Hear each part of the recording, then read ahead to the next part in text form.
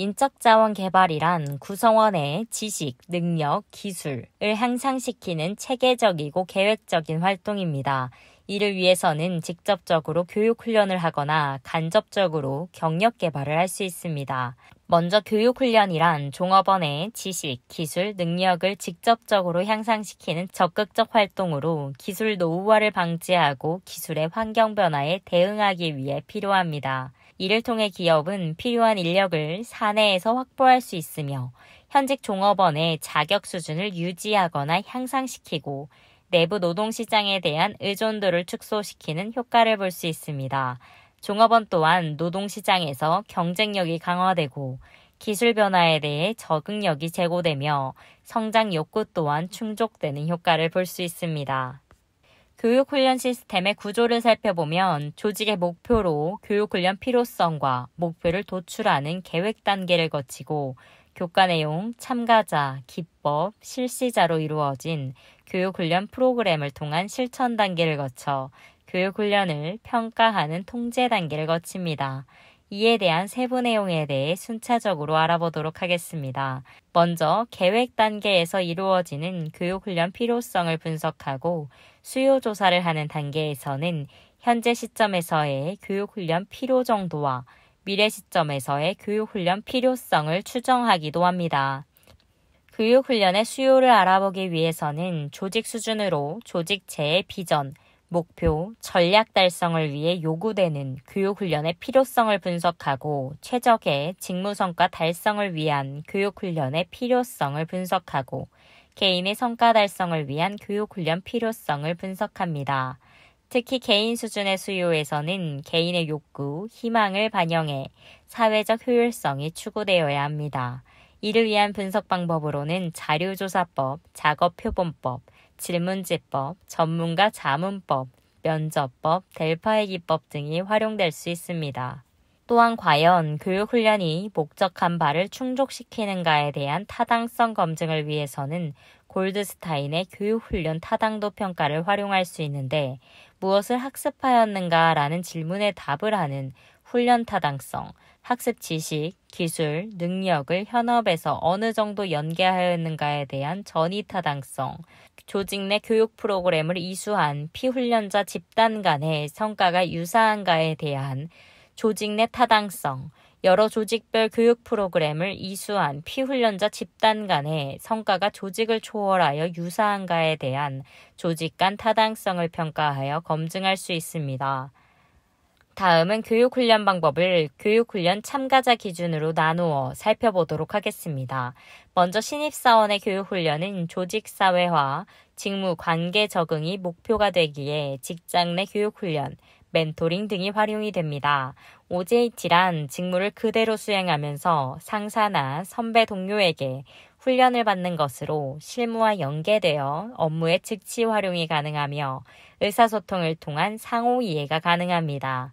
개별적 훈련으로 개별 특성을 반영할 수 있으며 훈련 비용이 추가로 발생하지 않습니다.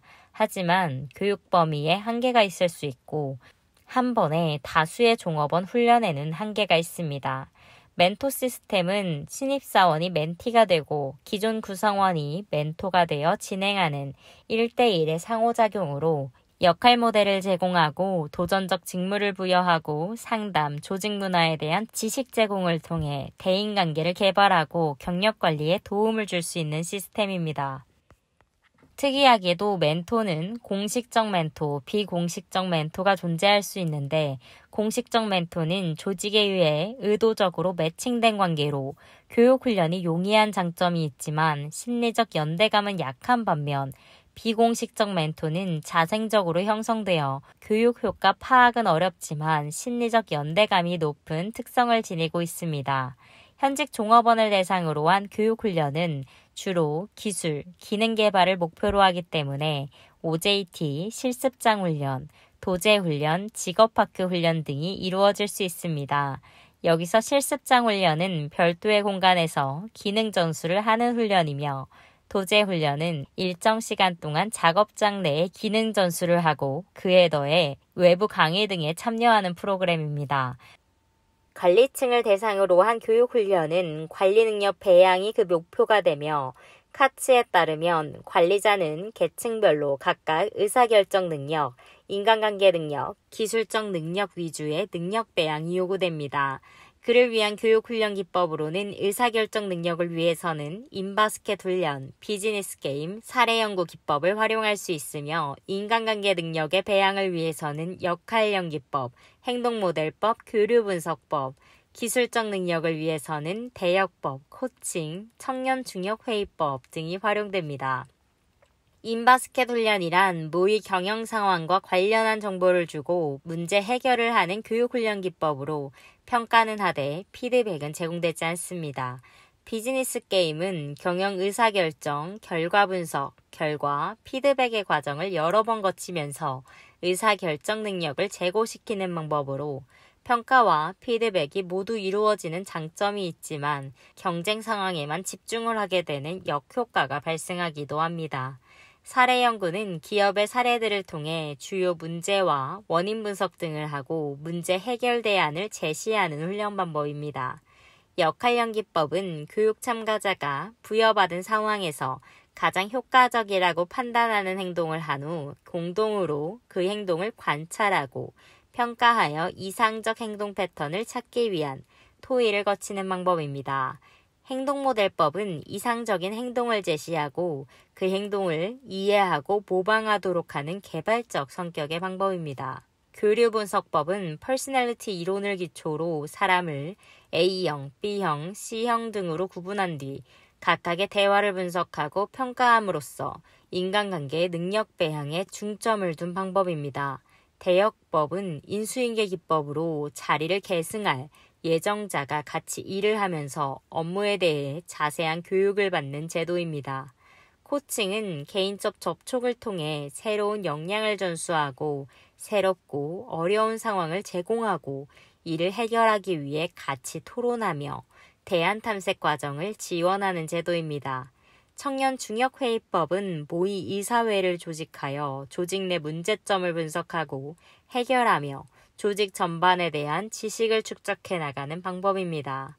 추가적으로 오늘날에는 온라인을 통한 일원인 교육도 널리 활용되고 있는데 시공간에 제약이 없이 동시에 많은 직원을 대상으로 표준화된 내용을 일관성 있게 교육할 수 있는 장점이 있지만 양방향 교육이 다소 어렵고 개별적 독립적으로 이루어져 피훈련자가 정서적 불안을 겪을 수 있고 실무와 실기 교육에 다소 부적합하며 프로그램 개발을 위한 비용이 소요되는 단점이 있습니다.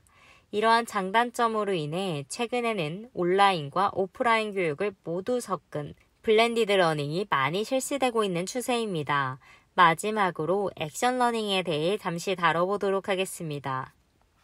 액션 러닝이란 소규모 집단을 구성하여 팀워크를 바탕으로 실제 문제를 해결하도록 하여 문제 해결 과정에 대한 성찰을 통해 학습하도록 지원하는 방식입니다. 액션 러닝은 현장 경험을 중시해 살아있는 사례를 통해 리더십, 부하 육성 능력, 문제 해결 능력 등을 스스로 마스터할 수 있게 합니다. 또한 경험 교환 토론회를 통해 유사한 경험을 전해 들음으로써 질적으로 우수한 대리 경험이 쌓이고 토론을 통해 더 바람직한 문제 해결 방법에 접근할 수 있게 되는 장점이 있습니다. 그리고 교육이 끝나면 참여자들은 회사로 복귀하여 현장에서 적용, 테스트를 하는 과정을 통해 변화 담당자로서의 역할을 수행한 뒤 이후 다시 훈련팀으로 모여 현장의 테스트의 활약상, 경험 등을 다시 교환하며 학습을 공유하게 됩니다. 이런 실제 경험의 공유를 통해 혁신적 해결법을 찾기도 하고 서로 간에 유용한 피드백을 주고받는 결과를 얻을 수 있으며 구성원의 조직 몰입이 증가되는 효과가 발생할 수 있습니다. 다만 교육훈련에 많은 시간이 소요되며 개인차에 따라 학습과 성장 수준에서 차이가 발생할 수 있습니다. 그래서 실제로는 시뮬레이션 기법을 통해 예측을 함으로써 실제 기업에서의 적용 단계를 생략하고 피드백을 진행하여 교육 훈련 시간을 절약하는 방법 또한 활용되고 있습니다. 다음은 앞선 교육 훈련 활동들을 평가하기 위한 방법을 알아보도록 하겠습니다.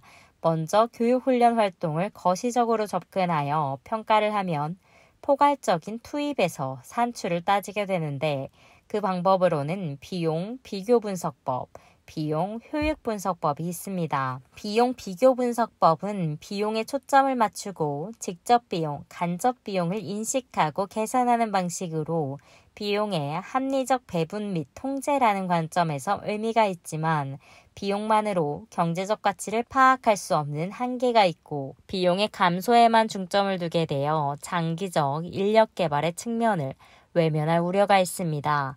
비용 효익 분석은 비용과 편익을 화폐적으로 계산하고 비교하는 방법으로 직접 간접적인 편익 항목을 인식하고 교육으로 인해 향상된 효과에 대해 이와 같은 재원을 외부 노동시장에서 확보했을 때 드는 비용과 비교하여 계산하게 됩니다.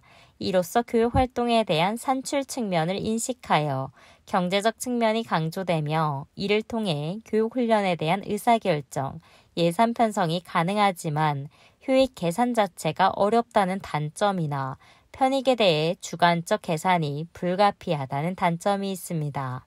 또한 교육훈련 시스템을 미시적 관점에서 교육훈련의 내용이나 참가자 등 개별 요소의 평가에 초점을 맞출 수 있습니다. 예를 들어 참가자 입장에서 교육훈련을 평가하면 선발평가, 반응평가, 학습성과평가, 적용효과 평가를 통해 잠재력이 있는 적절한 참가자를 교육훈련에 선발하였는지, 교육훈련으로 인해 종업원이 만족했는지, 기업이 원하는 자격 수준에 도달하게 됐는지, 교육훈련으로 인해 충분히 모티베이션되고 태도 변화, 행동 변화, 성과 변화를 불러왔는지의 관점에서 평가할 수 있습니다. 또한 커크패트릭의 교육훈련 4단계 평가도 이용할 수 있습니다. 4가지 평가란 반응기준, 학습기준, 행동기준, 결과기준의 수준에 따라 피훈련자의 만족도, 피훈련자의 능력, 성과에 영향을 미치는 전이정도, 조직 목표, 기여도 등에 대해 평가하게 됩니다. 이 방법은 평가의 내용과 방법을 구분하여 실제 적용 방식이 간단하며 많은 기업에서 활용되고 있지만 투자 대비 효과 파악이 어렵습니다. 마지막으로 필립스의 교육훈련 평가 지표로서 ROI 방법이 있습니다. 이는 투자 대비 수익률을 의미하며 여기서 I는 인베스트먼트를 의미하며 얼마나 많은 비용을 인적 자원을 위해 투자하는가, 알파벳 R은 리턴으로 조직이 얻게 되는 효익이 얼마인가로 따지는데 사실 리턴 증가보다는 리턴 감소 요인이 파악이 쉽기 때문에 R을 감소시키는 비용인 이직비용, 근태비용, 종업원 보상비용, 사기저하에 따르는 비용 등을 리턴 감소 요인으로 보고 ROI를 산출합니다. 여기서 ROI는 비용분의 순효익 곱하기 100으로 구할 수 있습니다.